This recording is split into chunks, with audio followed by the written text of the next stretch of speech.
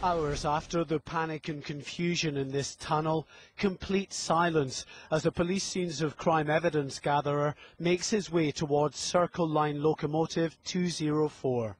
The train, which had been travelling between Aldgate and Liverpool Street stations in East London, is now empty of its passengers.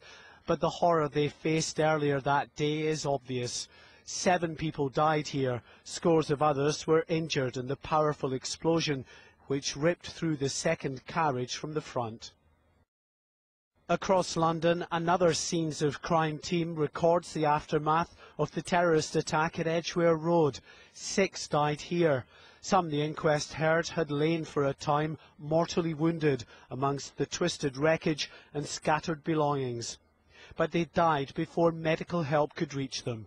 Such was the chaotic nature of the unfolding disaster, exacerbated by the difficulties of communicating and operating in the underground tunnels. Here at Russell Square, the platforms are empty.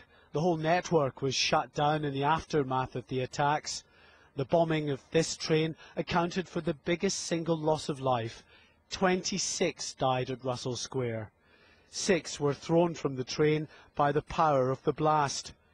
The inquest heard how this Piccadilly line service had been packed at the time of the explosion. The train had been carrying up to 1,500 passengers who had to clamber through the deep tunnels for almost half a mile to reach safety. While the Russell Square victims were trying to reach the surface, above ground another horror was unfolding. This number 30 bus blown apart by the 4th suicide bomber.